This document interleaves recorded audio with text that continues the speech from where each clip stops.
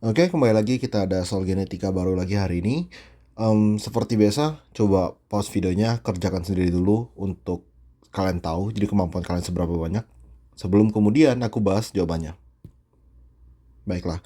Oke, jadi di sini kita dikasih tahu ada populasi ngengat di mana kita ada 51 spesimen yang warnanya gelap dan 49 yang warnanya terang.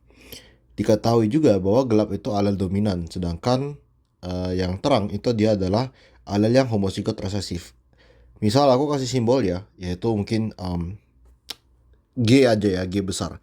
Oke, jadi kalau dia ada G besar berarti dia gelap, kalau dia ada G kecil berarti dia terang. Kalau G ini sekarang G besar ini sifatnya dominan, berarti kan kita ada 3 genotip, ada G besar G besar, G besar G kecil, G kecil G kecil. G besar ini dia gelap, G besar G kecil ini juga gelap, G kecil ini adalah terang. Gitu kan?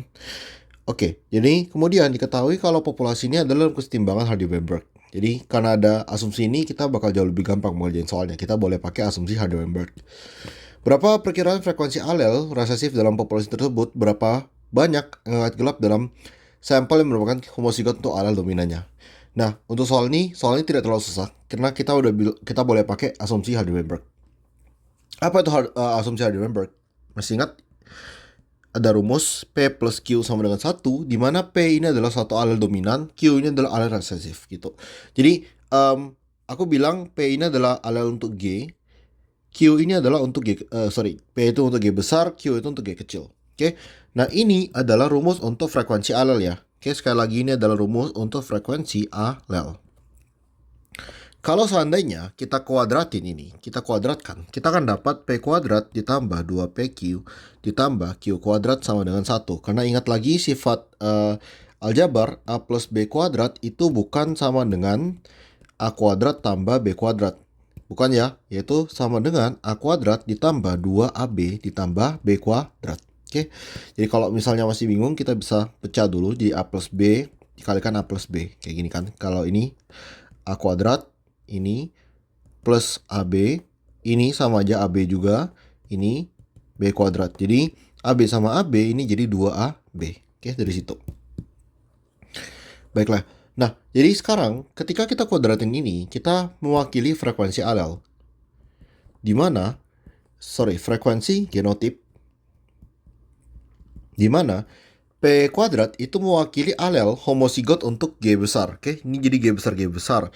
2PQ ini untuk heterozigot, jadi G besar G kecil.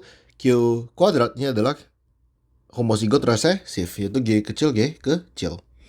Baiklah, di sini diketahui ya bahwa kita ada 51 yang gelap sama 49 yang terang. Kita mau pertama cari tahu dulu berapa banyak sih frekuensi alelnya gitu.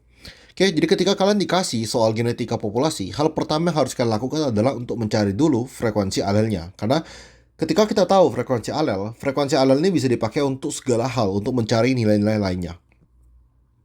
Oke, kita ada 51 gelap, 49 terang. Gelap ini masalahnya tidak begitu konklusif. Kenapa?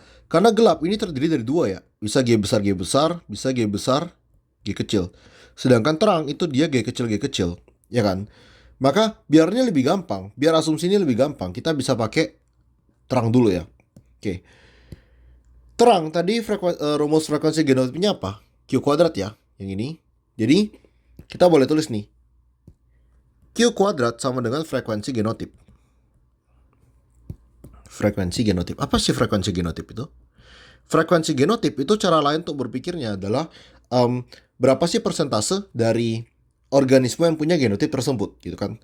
Jadi Q kuadrat berapa sih persentasenya ya gitu, individu yang punya genotip G kecil yaitu 49 kan, 49 per total yaitu 51 tambah 49. Q kuadrat sama dengan 49 per 100. Sekarang perhatikan bahwa kalau Q kuadratnya kan frekuensi genotip. Kalau kita mau cari frekuensi alel, apa sih rumus dari frekuensi alel? Frekuensi alel tuh rumusnya cuma Q doang. Gimana caranya kita dapat Q doang? Berarti ini kita akar ya. Kedua-dua sisi kita akar. Maka kalau kita akar, ini Q kuadrat jadi Q. Kemudian, akar dari 49 per 100 adalah 49 kan kalau diakar berapa? 7 ya. 10 kalau 100 diakar jadi 10. Maka 0,7. Kita udah dapat Q sama dengan 0,7. Kemudian gimana dengan P? Nah, P ini jadi gampang. Kita kan ada rumus P plus Q sama dengan 1. Jadi, kita tinggal P sama dengan 1 di minus Q. P sama dengan 1 di minus 0,7. Artinya P sama dengan 0,3.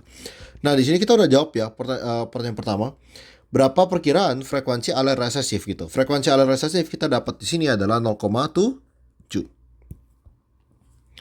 Kemudian soal kedua, berapa banyak gelap dalam sampel yang kemungkinan homozigot untuk alel dominan? Nah, apa sih homozigot untuk alel dominan tuh? Homozigot untuk alel dominan tuh berarti kan dia punya G besar G besar. Rumusnya apa ya? Rumusnya adalah P kuadrat. Maka kalau misalnya ini homozigot dominan, oke, tadi rumusnya adalah P kuadrat, ya, P kuadrat.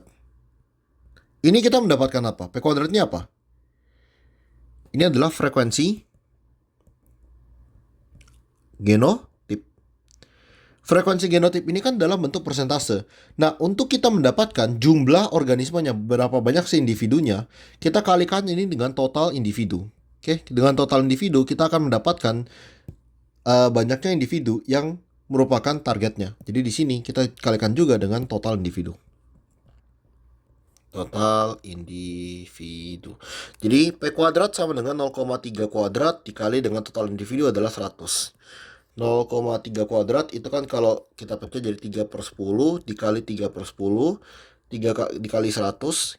Ini kita bisa coret ya. Berarti sebanyak 9 individu. Baiklah, berikut jawaban dari soal ini.